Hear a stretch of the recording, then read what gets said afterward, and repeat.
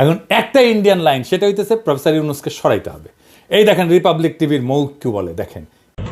এই মোহাম্মদ ইউনূসকে যদি না সরানো যায় ভারতের মঙ্গল নেই।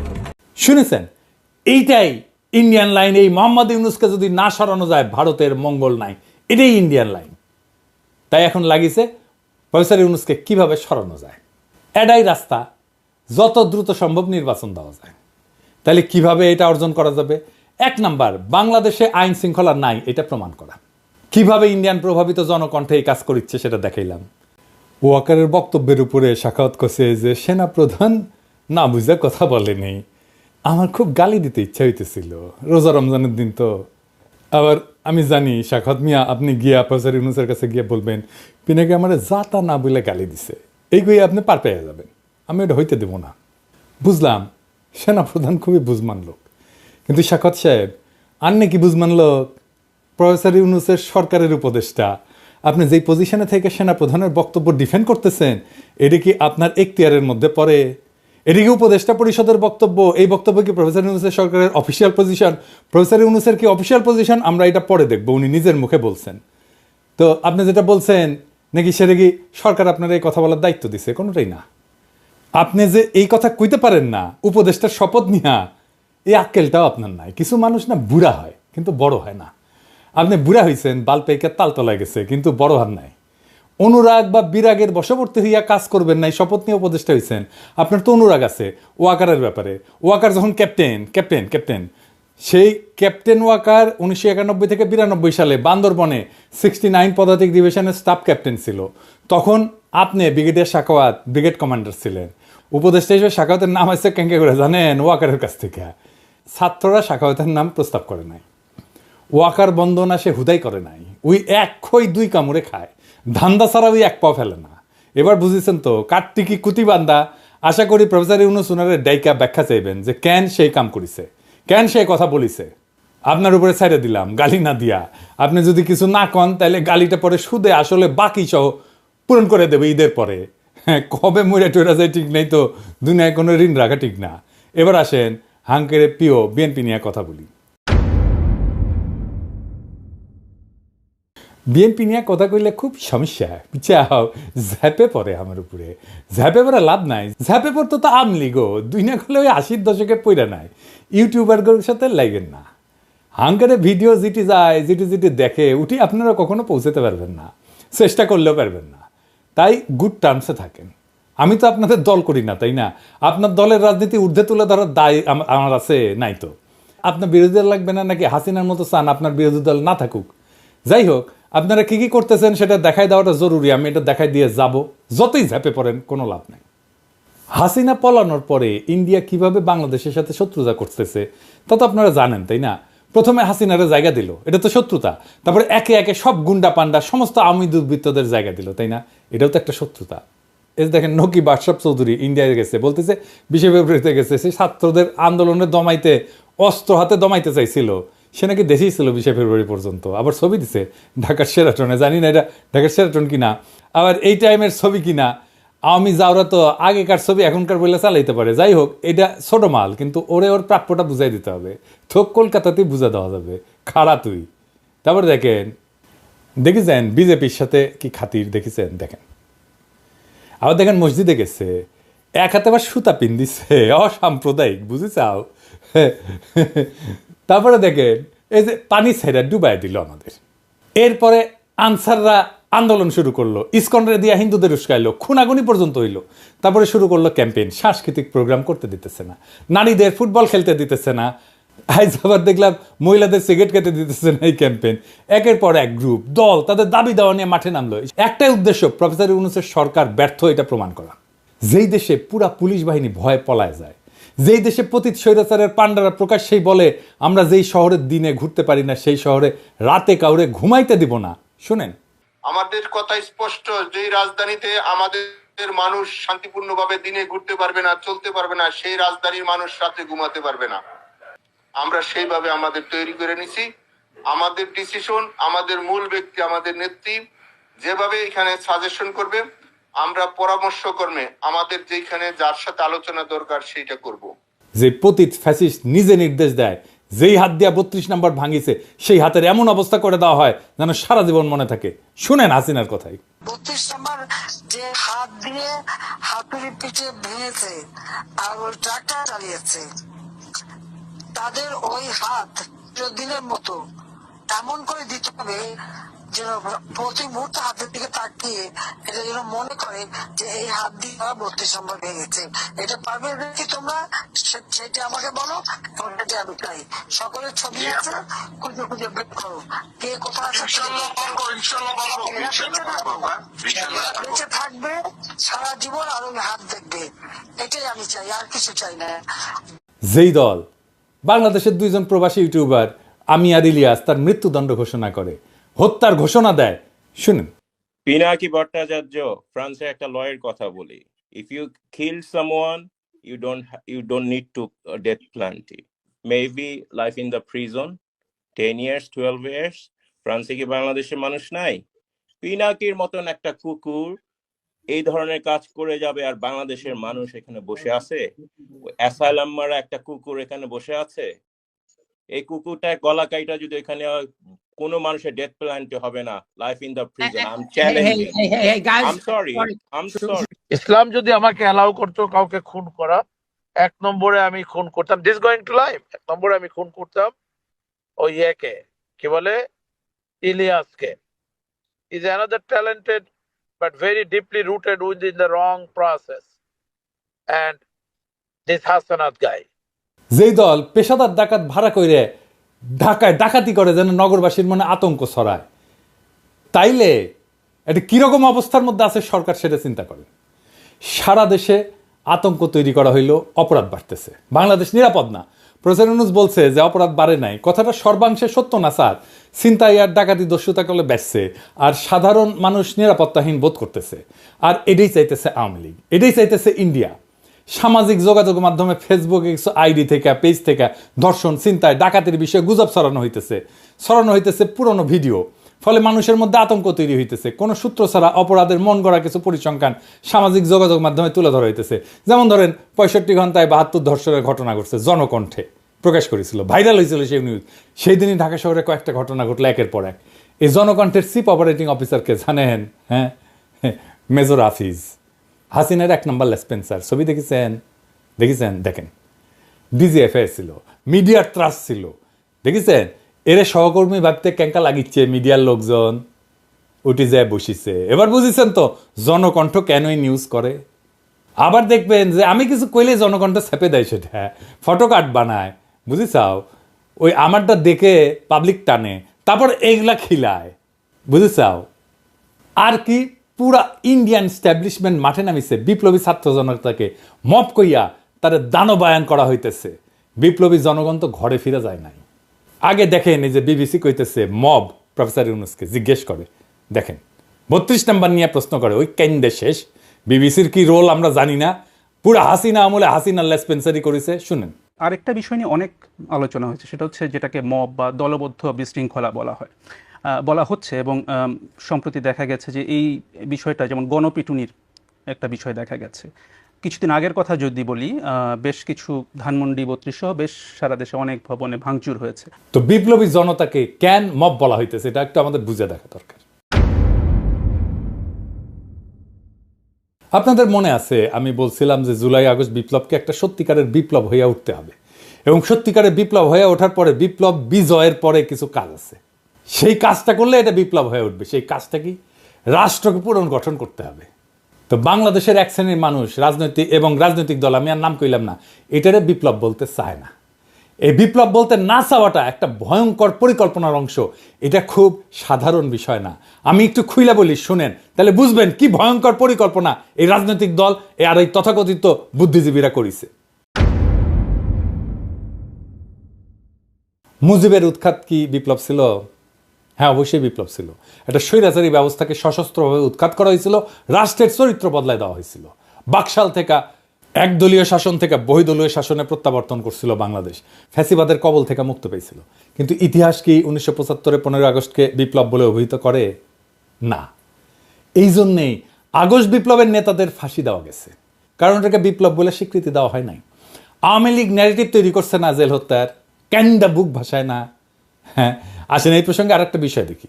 ফরাসি বিপ্লবের কাল ছিল 1789 থেকে 1799 সাল পর্যন্ত, 10 বছরের একটা সময়কাল।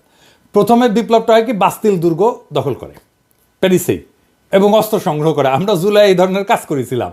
এবং 1792 সালে একটা ঘটনা ঘটে, এটাকে বলা হয় সেপ্টেম্বর ম্যাসাকার। বিপ্লবী জনতা প্যারিসের কারাগারগুলোতে ঢুকে বন্দীদের গণহারে হত্যা করে। বিশেষ করে রাজতন্ত্রের প্রতি যারা আনুগত্যশীল তাদেরকে, অভিজাত ব্যক্তিদেরকে, যারা বিপ্লবের বিরুদ্ধে। এখানে জনতায় বিচারক এবং শাস্তিদাতা হয়ে উঠছিল। ধারণা করা হয় 1200 থেকে 1400 বন্দীকে হত্যা করা হয়, যাদের বেশিরভাগই ছিল রাজতন্ত্রের সমর্থক। এই যে ম্যাসাকার যখন হচ্ছিল, তখন একটা সরকার কিন্তু ছিল, তারা এটা থামায় নাই, বিচারও করে নাই। কেন করে নাই? কারণ বিপ্লবী সরকার এটাকে বলতো জনগণের প্রতিরক্ষা প্রতিক্রিয়া। জেল হত্যার সাথে মিল আছে না? ফরাসি বিপ্লবের সেপ্টেম্বর ম্যাসাকারের বিচার হয় না, কারণ সেটা ছিল পার্ট অফ রেভলিউশন, বিপ্লবের একটা অংশ। আর 1975-এর জেল হত্যার বিচার হয়, 15 আগস্টের বিচার হয়, ফাঁসি হয়, কারণ এটা বিপ্লব বলে স্বীকৃতি পায় নাই।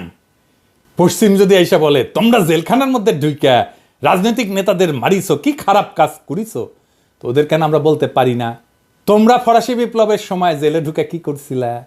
ওইটা ঠিক, আমারটা বেঠিক, কারণ তুমি বড় কর্তা, তোমার পাদে গন্ধ, তাই না? আজ যারা জুলাই আগস্ট বিপ্লবকে বিপ্লব বলে স্বীকার করতে চায় না, এটারে বিপ্লব বলে উপহাস করে, তারা আমাদের সন্তানদের, ছাত্রদের ভবিষ্যতে ফাঁসি দেওয়ার বন্দোবস্ত করতেছে। এটাই ইন্ডিয়ান প্ল্যান। যারা জুলাই আগস্টকে বিপ্লব বলতে চায় না, যারা আমাদের বিপ্লবী ছাত্র জনতাকে মব বলে, তারা ইন্ডিয়ান লেসপেন্সার। এদেরকে আমরা ছাড়বো না। আপনারা আমাদের মৃত্যুর পরোয়ানা লিখবেন, আর আমরা আপনাদের ছাইরা দেব ভাবছেন? কখনো না। যারা আমাদের নৈরাজ্যবাদী বলতেছেন দেশকে অশান্ত করে রাখছি, তাদের বলতেছি বিপ্লবকে সমাপ্ত করতে হবে, রাষ্ট্রকে পুনর্গঠন করতে হবে, ফ্যাসিবাদের প্রত্যাবর্তনের সম্ভাবনা বন্ধ করতে হবে, সকল গুম খুন নির্যাতন অত্যাচারের বিচার হতে হবে। ওয়াকার সাহেব, আপনি নিজে বলছিলেন না 5ই আগস্টে সব অবিচারের বিচার হবে, আপনি নিজে দায়িত্ব নিয়েছিলেন না? শুনেন, আমি আপনাদের কথা দিচ্ছি, সমস্ত হত্যা, সমস্ত অন্যায়ের বিচার আমরা করব। প্রতিটা হত্যার বিচার করা হবে, প্রতিটা অন্যায়ের বিচার হবে। আর আজ আপনি প্রফেসর ইউনূসকে আয়নাঘরে ভিজিট করতে দেন না। বিডিআরের বিচারে বলেন ফুল স্টপ, আর বলেন বিচার করতে গিয়ে ইনস্টিটিউটের যেন ক্ষতি না হয়। এক মুখে দুই কথা কেন জাতি জানতে চায়? 1971-এর 16 ডিসেম্বরের পরে অসংখ্য মানুষকে ধরে ধরে হত্যা করা হয়। কাদের সিদ্দিকী প্রকাশ্যে বেয়নেট দিয়ে খুশিয়া স্টেডিয়ামে হত্যা করে কয়েকজনকে। কাদের সিদ্দিকীর শাস্তি হয়েছিল? হয় নাই। মামলা হয়েছিল? হয় নাই। নাসিরউদ্দিন ইউসুফ বাচ্চু খুব কালচার করে, 19 ডিসেম্বর এই লোকরে হত্যার নির্দেশ দিয়েছিল, ধরে আছে না, তাকে হত্যা করা হয়। সে নাকি বুদ্ধিজীবী হত্যায় যুক্ত ছিল। শাস্তি হয়েছে নাসিরউদ্দিন ইউসুফে? হয় নাই। মামলা হয়েছে? হয় নাই। কেন হয় নাই? কারণ 1971 রাষ্ট্র বিপ্লব হিসেবে স্বীকৃতি পাইছে। জনগণ সার্বভৌম ক্ষমতার অধিকারী। সেই জনগণ যখন তার ক্ষমতা রিক্লেম করে, দখল করে, তখন সেই আইন, সেই রাষ্ট্র হয়ে যায়। এটাই বিপ্লব। এইটারে বিপ্লব বলে স্বীকার করতে চায় না যারা, তাদের কারণেই জুলাই আগস্ট বিপ্লবে পুলিশ হত্যার বিচারের কথা আসতেছে আজকে। এর জন্য দায়ী সকল বিপ্লব বিরোধী বুদ্ধিজীবীরা, যারা আমাদের মৃত্যু পরোয়ানা লিখতেছে। আমাদের মব ডাকা বন্ধ করতে হবে, না হলে বিপ্লবী ছাত্র জনতা ঘরে ফিরবে না, ফিরাইতে পারবেন না, আপনি দেশকে শান্তও করতে পারবেন না। জনগণ তার সার্বভৌমত্ব প্রকাশ করার জন্য জনপরিসরে অস্ত্র ধারণ করে বা প্রতীকী কোনো বস্তুর মাধ্যমে নিজেদের শক্তি জাহির করার উদাহরণ আছে ইতিহাসে। নানা জায়গায়, নানা দেশে এটা দেখা গেছে। রোমান রিপাবলিকে পপুলার অ্যাসেম্বলি ছিল, এইখানে জনগণ সমাবেশে জড়ো হইতো, অস্ত্রসহ নিজেদের শক্তি প্রদর্শন করত এবং নিজেদের মতামত জাহির করত। রোমান প্লেবিয়ানরা অস্ত্রসজ্জিত হয়ে রোমের ফোরামে সমবেত হইত। লেনিনের বলশেবিক বিপ্লবের পরে কৃষক শ্রমিক মিলিশিয়ারা প্রকাশ্যে সন্দেহভাজন প্রতিপক্ষদের হত্যা করছে। আদালতের আনুষ্ঠানিকতা ছাড়াই জনতার শত্রুদের উপরে গণ আদালত বসায় মৃত্যুদণ্ড কার্যকর করা হয়েছে।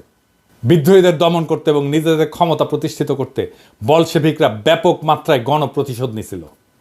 আমরা এখনো নেই নাই। আমাদেরকে এটা নিতে বাধ্য কইরেন না।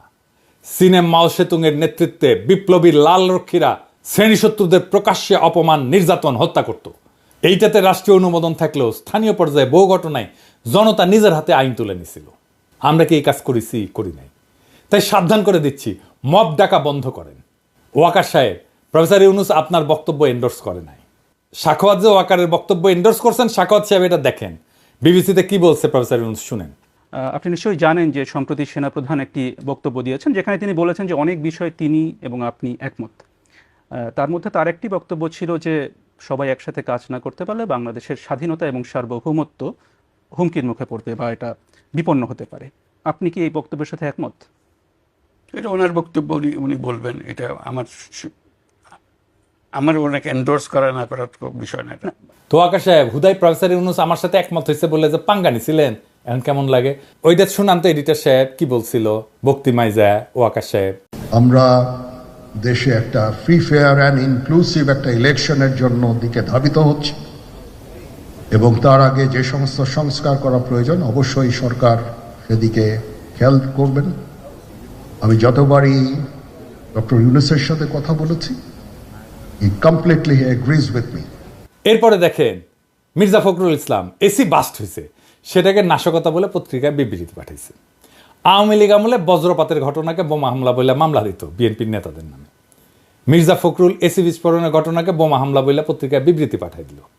পরে অবশ্য ক্ষমা চাইছে, কিন্তু বিএনপি যে চাচ্ছে এই সরকারের উপরে আইন শৃঙ্খলার অবনতির দায় চাপায় দ্রুত নির্বাচন দিতে বাধ্য করতে, সেটা স্পষ্ট এই ঘটনায়।